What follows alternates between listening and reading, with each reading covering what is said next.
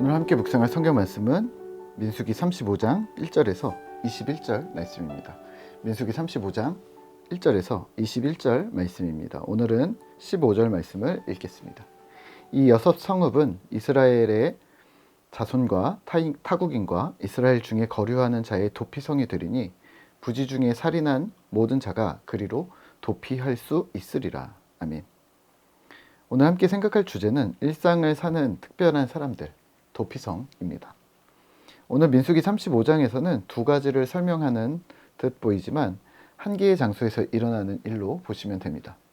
첫째는 레위인들에 대한 재산, 성읍과 초장에 대한 설명입니다. 둘째는 도피성을 신설함으로써 의도치 않은 범죄를 제한적으로 사면해 주는 제도를 설명하고 있습니다. 이 두 가지 내용을 명명하는 듯이 보이지만 결국 이 두 주제는 한 개의 장소, 레위인들의 거주지였던 각 지파에서의 성읍에 대한 일이라고 알고 계시면 되겠습니다. 우선 각 지파에 대해 기업, 땅을 분배하는 명령이 34장에서 끝났죠. 그리고 여기서 한 지파가 제외되었습니다. 바로 레위 지파였습니다. 레위 지파는 과연 분깃이 없었을까요? 네, 이들이 소유한 분깃, 땅은 없었습니다. 그러면 질문, 집도 없었을까요? 먹을 것도 없었을까요? 가족은 있었을까요? 아무 재산도 없이 빈 지갑만 들고 다녔을까요? 땅이 없다는 말이지 아무것도 없다는 말은 아닙니다. 2절과 3절입니다. 이스라엘 자손에게 명령하여 그들이 받은 기업에서 레위인에게 거주할 성읍들을 주게 하고 너희는 또 그 성읍들을 두르고 있는 초장을 레위인에게 주어서 성읍은 그들의 거처가 되게 하고 초장은 그들의 재산인 가축과 짐승들을 둘 곳이 되게 할 것이라. 아멘. 네, 성읍, 초장, 그리고 재산도 있었대요. 가축, 짐승. 가축이 짐승이죠. 그렇다면 우리가 지금까지 들어왔고 상상을 해왔던 레위 지파라고 칭하던 오늘날의 교회 지도자들에 대한 인식을 수정해야 할 부분이 좀 있지 않을까요? 네, 첫 번째는 11지파가 한 지파를 먹여 살렸다. 네, 어떤 의미에서는 맞습니다. 이들에게 성읍을 제공했으니까요. 하지만 제사를 드리지 않아서 레위 지파가 굶었다거나 삶을 영위하지 못했다고 보는 것은 비약입니다. 실제 이들은 성읍도 있었고 초장도 있었고 가축도 있었습니다. 그렇죠? 두 번째는 분깃이 없다. 네, 분깃은 없습니다. 분깃은 지파에게 공식적으로 부여된 넓은 땅이 없었다는 말입니다. 하지만 재산과 소유가 전혀 없다는 말은 아닙니다. 각 지파들로부터 성읍을 제공받았고요. 넉넉하지는 않았겠지만 자신들의 성읍, 그러니까 집이 있었고 레위 지파의 가정은 건장한 남자들은 성전을 섬겼겠지만 그 외의 지파 구성원들, 여자와 어린아이 또는 여타 이유로 성전 봉사를 할 수 없었던 또 레위 지파 자손들이 있었겠죠. 이들은 가축을 돌보며 농경과 목축과 같은 일상생활을 했을 것이 분명합니다. 레위 지파에게 제공되었던 48개의 성읍은 기숙사가 아니라 삶의 터전이 되었던 것이죠.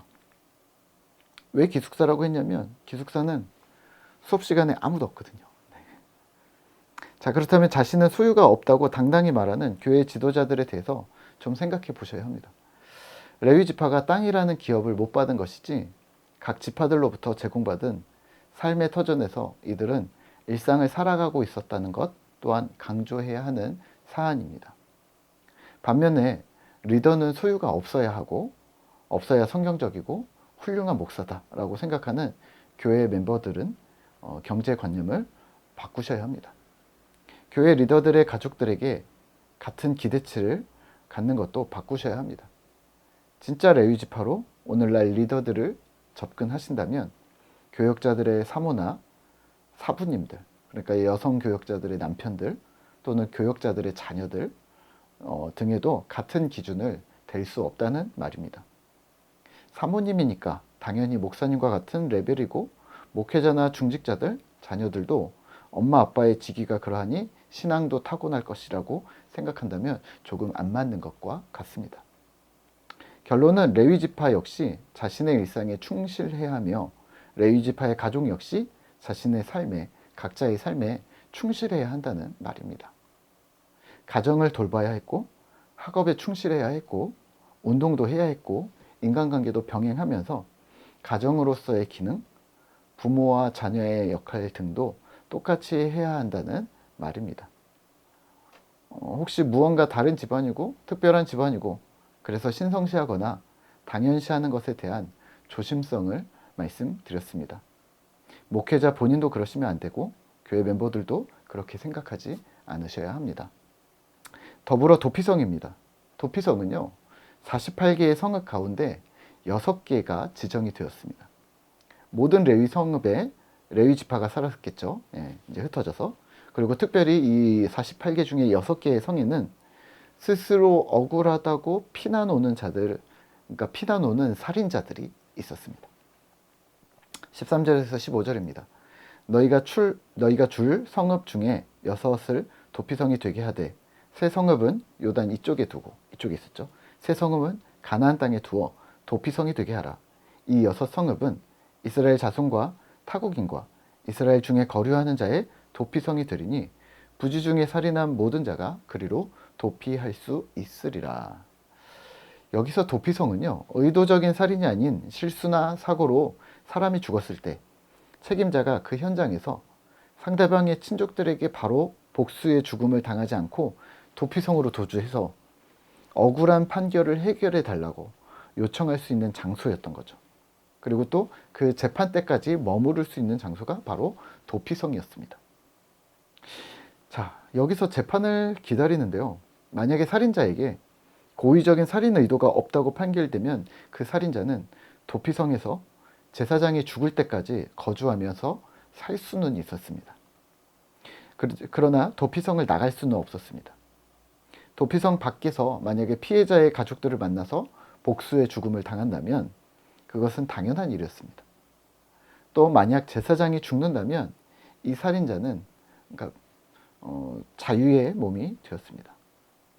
또 하나 더, 도피성으로 도주했다 하더라도 억울함을 호소하더라도 재판을 해서 의도적인 살인이라는 것이 판명된다면 그는 범죄의 혐의로 처형이 되었습니다. 그러니까 무조건 죄를 짓고 도피성으로 도망할 수 있다는 말이 아니라 억울한, 그러니까 우리말로 하면 과실치사 정도가 되지 않을까 하는데요. 그런 류의 사건에 대해서 도움을 주는 제도였던 것이죠. 그러면 반대로 생각해 볼까요? 도피성에 사는 레위인들은요, 여자와 어린아이들까지 함께 있는 이 생활터전인 성읍에서는요, 상당수의 살인자들과 함께 생활했다는 말도 됩니다. 진짜 억울한 사람들도 있었겠죠. 하지만 험악한 사람들도 많이 접하는 상황이지 않았을까요? 그런 부분도 염두에 두셔야 합니다. 재판 때까지 임시처소로 사용했다고까지 생각한다면 레위 성읍의 분위기는 우리가 생각하는 것처럼 항상 은혜롭고 눈물나고 감격스러운 곳이 아닌 어쩌면 더욱 포악하고 긴장감이 흐르는 곳이었을 수도 있습니다. 오늘 우리는 말씀을 생각하면 그러면 무엇을 기억해야 할까요? 네, 직무의 차이를 인정하면서 동시에 직분의 차별을 만들지 않기를 기억하면 어떨까요? 우리 꿈터 공동체가 계속 외치고 있는 주장과 같이 말입니다. 직급, 서열, 누가 높고 누가 누구보다 높고 누가 먼저고 누가 낮고 이런 부분이 교회 내에 존재하지 않아야 한다는 말입니다. 집사님보다 장로님이 더 높은 분이고 우리 교회 내에서도 승진을 해야 하고 윗분들의 말, 특히 목사님의 명령에 절대 복종해야 하고 이런 것들이 바로 직급의 차별입니다.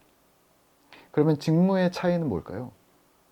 동등한 입장에서 담당하는 전문 분야가 다르다고 인정하시는 겁니다. 교회에서는 목사님이 설교 시간에 말을 많이 하겠죠. 네, 담당한 일이라서 그렇습니다. 하지만 강대상에서 내려오면 모두 같은 동지입니다. 교회에서 어떤 집사님은 주일학교 교사를 맡습니다. 하지만 본업이 의사라서 병원에서 주중에 일을 하신다면요. 저도 몸이 안 좋을 때 그런 병원에 가서 의사와 환자로서 진료를 받습니다. 목사가 어떻게 성도 앞에서 진료를 받아? 라고 생각한다면 그 목사님 조금 이상한 사람입니다. 본인이 혹시 거꾸로 진료하겠다라고 생각한다면 그것도 이상한 일인 거죠. 또 어떤 집사님은 교회에서 피아노를 칩니다. 하지만 집에서는 살림을 하시겠죠. 아, 내가 반주자인데 손을 함부로 쓸 수 없어 라고 하면서 요리를 하지 않는다거나 설거지를 안 하시지는 않으시겠죠. 네, 주어진 직무를 상황마다 감당해내는 것이 당연한 이치인 것이죠. 성경을 아는 만큼 우리는 정확한 판단을 내릴 수가 있습니다. 누군가에 의해서 왜곡된 성경이 아니라 제대로 성경을 풀어 이해하셔야 합니다. 요즘 좋은 툴들이 많은데요. 사심이 들어가지 않은 설교, 정말 한국교회 성도들의 믿음이 성장하기를 원하는 그러한 진심이 담긴 강의나 책들을 참고하시면서 열심히 신앙이 많이 성장하셨으면 좋겠습니다. 그런 류의 강의들을 통해 우리가 레위인에 대해서도 잘 이해를 하시고 또 도피성에 대해서도 이해를 하시고 우리 각자마다 저마다 담당해야 할 직무들이 있음을 기억을 하면서 그 직무들을 넘어서서 다른 것들을 이야기하지 않도록 또 성경이 말하는 기준에 따라 성경이 말하는 것처럼 우리가 행동할 수 있도록 힘을 내는 그런 꿈터 공동체 되시기를 기도하겠습니다.